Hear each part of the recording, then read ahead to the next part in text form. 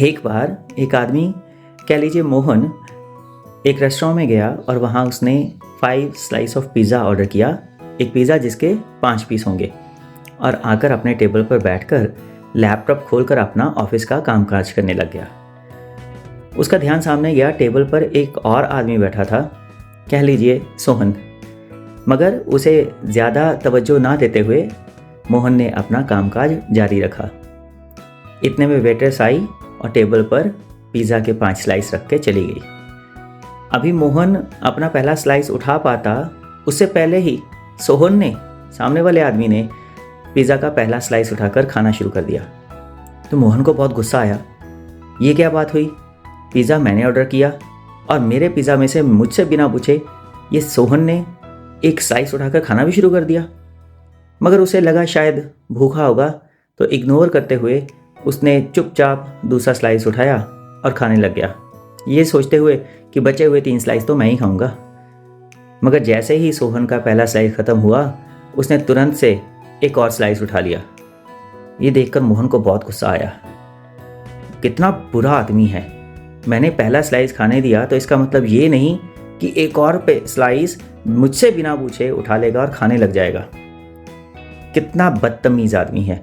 गुस्से से मोहन ने सोहन को घूरा और अपना दूसरा स्लाइस यानी कि पिज़्ज़ा का चौथा स्लाइस उठाकर खाने लगा, ये सोचते हुए कि चलो अपने पिज़्ज़ा का आखिरी स्लाइस तो मैं ही खाऊंगा, इतना तो मेरा हक बनता है। मगर उसकी यह गलतफहमी जल्दी ही दूर हो गई। सोहन ने अपना दूसरा स्लाइस ख़त्म करते हुए पिज़्ज़ा का जो लास्ट 5वां स्लाइस था प्लेट में, उसे भी उठा लिया। अब मोहन से रहा नहीं गया। अब गुस्से में उसने सोहन को बोला, बड़े बदतमीज़ हो तुम, पता नहीं कैसी परवरिश है तुम्हारी। किसी का पिज़्ज़ा बिना परमिशन के उठाकर खा रहे हो। 1 स्लाइस 2 स्लाइस तक तो चलो मान भी लिया, इग्नोर किया जाए, मगर आखिरी स्लाइस पर तो उसी का हक बनता है जिसका पिज़्ज़ा हो। तो आखिरी स्लाइस उठाने की तुम्हारी हिम्मत कैसे हुई? शर्म नहीं आई तुम्हें? उसकी बात सुनकर सोहन को लगा कि ये शायद ज़्यादा नाराज़ हो गया है, तो सोहन ने कहा, अभी मैंने ये लास्ट आखिरी वाला स्लाइस खाया नहीं है, मुझे लगता है अभी बहुत भूखे हो तुम, तो चलो इसको आधा आधा कर लेते हैं। लास्ट वाला स्लाइस हम दोनों आधा आधा खा लेंगे, तो पिज़्ज़ा भी बराबर बराबर बट गया हम दोनों के बीच में। मोहन ने कहा, मैं अपने पिज़्ज़ा को पूरा खाने का हक रखता हूँ, कम से कम आखिरी स्लाइस खाने का तो पूरा हक मेरा है, उसको भी तुम आधा करके मुझे दे रहे हो। मुझे लगता है वाकई में तुम बहुत ही बड़े बदतमीज़ हो।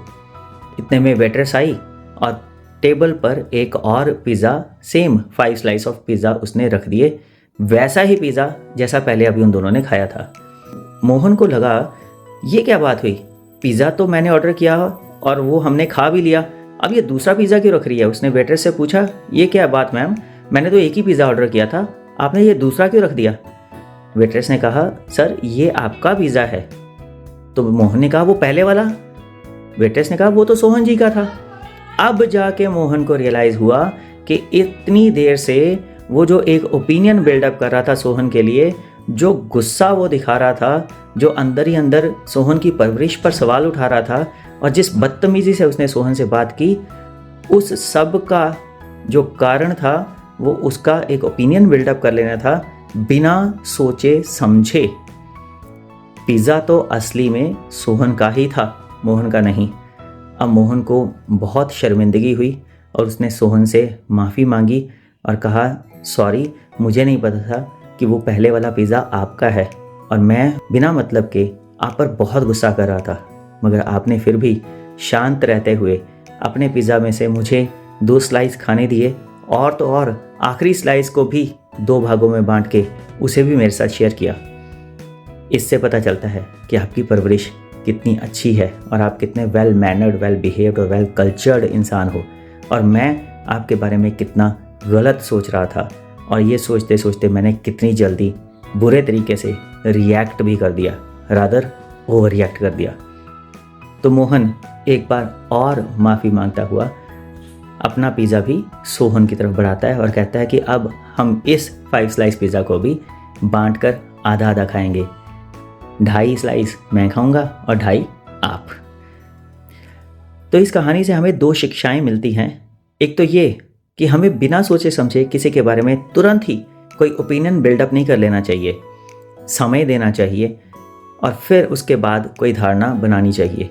और दूसरा ये कि हमें बिना सोचे समझे रिएक्ट या ओवर रिएक्ट भी नहीं करना चाहिए। रिएक्ट के बजाय रिस्पॉन्ड करना चाहिए, जिसके लिए सोचने का थोड़ा समय चाहिए होता है। किसी भी सिचुएशन में रिएक्ट के बजाय रिस्पॉन्ड करना 100 दर्जे बेहतर रहता है।